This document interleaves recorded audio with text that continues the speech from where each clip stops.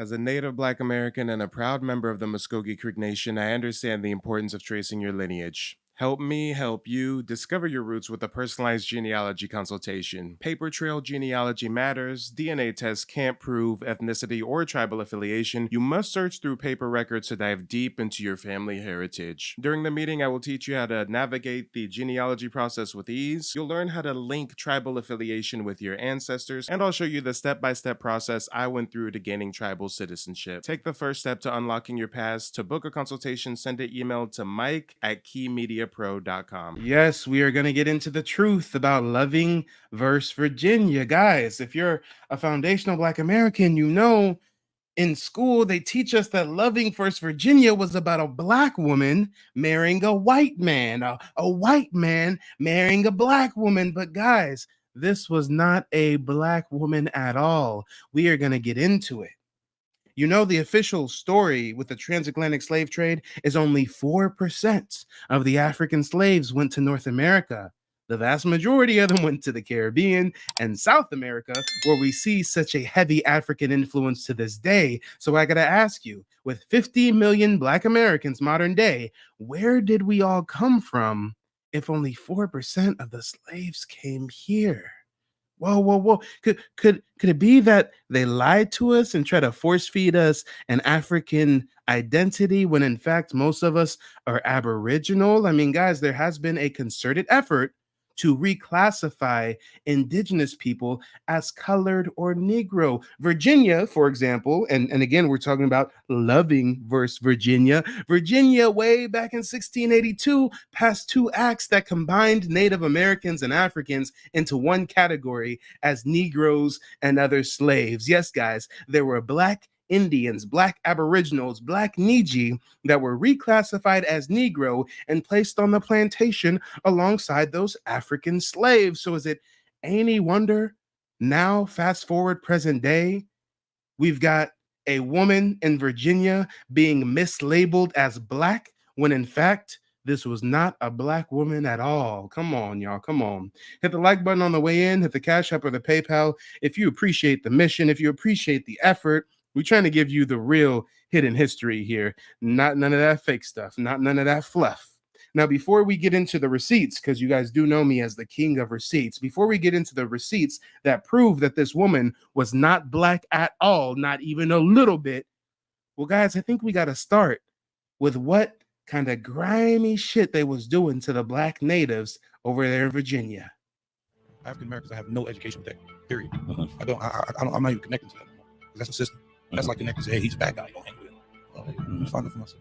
I'm not African American at all. My folks is not from Africa. And a lot of people in this room, folks, ain't from Africa. Might be a couple.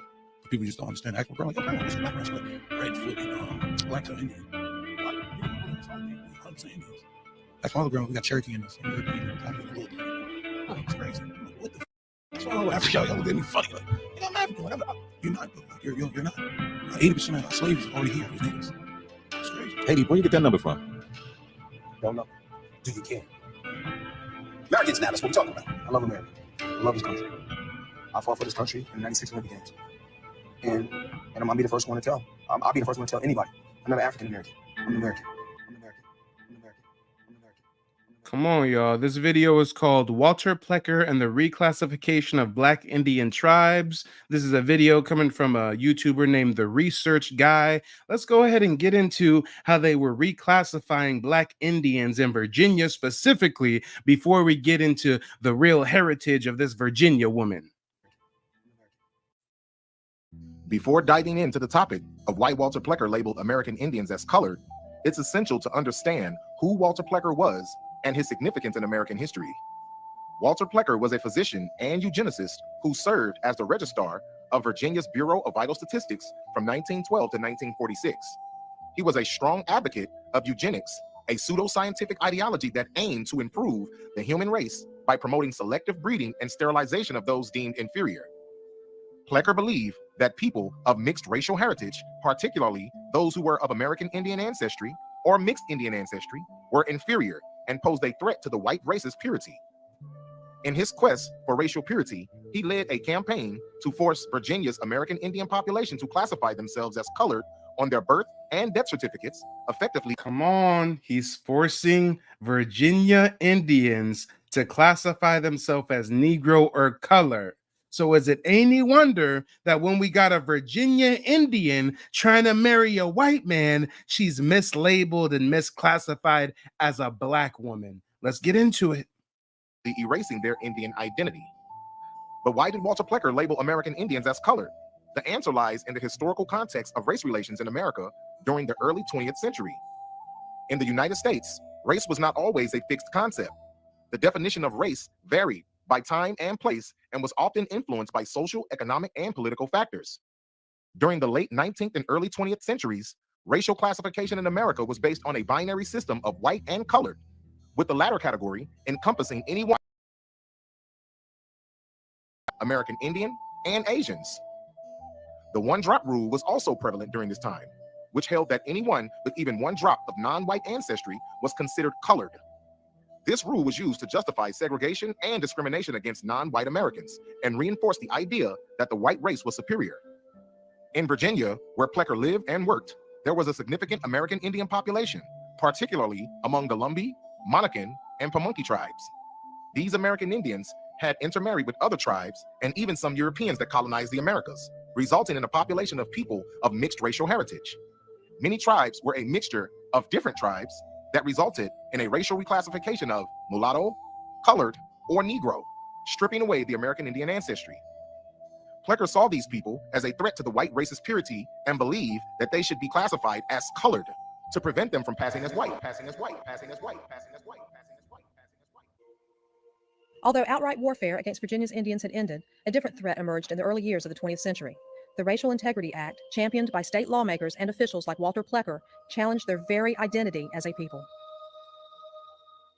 The Plecker era was truly one Come of on, y'all. They want to call us wobbles. They want to call us pretendians. They want to say we have an identity crisis when we associate with our indigenous heritage. But wait, most Black Americans are going by these racial misnomers. Why? Because a racist ass Peckerwood eugenicist says so. the darkest times for Native people in Virginia. But I think it's critical for us to think about what was the genesis of the ideology that Plecker was a proponent of. And it's really the eugenics movement. The eugenics movement was a pseudo-scientific movement. And we say pseudo-scientific today because we find that the science that they were proposing is not what we today would honor as scientific in any way. The eugenics movement has a direct link to the descendants of Charles Darwin. They somehow made the leap to these notions about racial purity. What is best for each race is racial purity. Plecker and his friends convinced the Virginia legislature to adopt very restrictive legislation in 1924. It's called the Racial Integrity Act. With this legislation, it was decreed that there were only two possible categories. One is white, which means a person you check that you're white if you have white ancestry, Caucasian ancestry, and absolutely nothing else.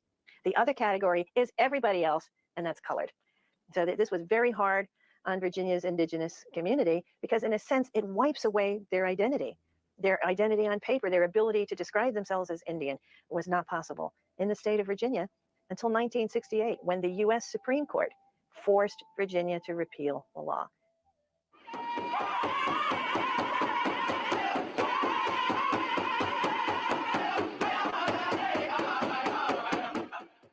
He also believed that classifying American Indians as colored would make them subject to the same racial segregation and discrimination as so-called Black Americans, further reinforcing racial hierarchies in America. Plecker's campaign to label American Indians as colored had far-reaching consequences. It not only erased the American Indian identity of many people, but also led to the disenfranchisement and marginalization of Virginia's American Indian population. By classifying American Indians as colored, Plecker effectively erased their distinct cultural and historical identity and lumped them into a single. Come on, let's talk about it, y'all. Back in the 1600s, they was doing this misclassification, this quote unquote racial purity, racial integrity acts and whatnot. So is there any surprise that modern day we've got a Virginian native misclassified as a Black woman? Category with other non-white Americans. This erasure of American Indian identity had lasting impacts on Virginia's American Indian population, many of whom faced discrimination and marginalization as a result. This effect also bled over into the southern states as they started to inherit the same practices, erasing Indian identity on paper by reclassifying many southern Indians as colored. In conclusion, Walter Plecker labeled American Indians as colored as a part of his eugenics ideology, which sought to promote racial purity by erasing the identities of people of full-blooded American Indian ancestry or mixed racial heritage. This campaign has significant consequences for Virginia's American Indian population, erasing their cultural and historical identity and subjecting them to segregation and discrimination. The English found what they could not accomplish with the torch and the gun, they could accomplish with a stroke of the pen. So that's why they mislabeled our people racially in the record. If you're not familiar with the term paper genocide, look it up. This is a paper genocide. They try to kill us Black Aboriginals. They couldn't. They try to kill us with bioterrorism. They couldn't. They try to import a bunch of immigrants to steal our lands. That worked to a degree. They sent us on a trail of tears. They subjugate us in more ways than one, and they still can't get rid of us. So you know what? Let's do a paper genocide. Let's make it to where they don't even exist. They're not native no more. They're colored. They're Negro. They're African American. Records more and more as time went on until eventually there was no Indian presence in the records. There was never that designation. You were identified as mulatto, muskie, or any of those other terms rather than Indian. Such was the effort to erase Indians from history that up until the early 20th century, scientists of academic institutions deliberately altered census records.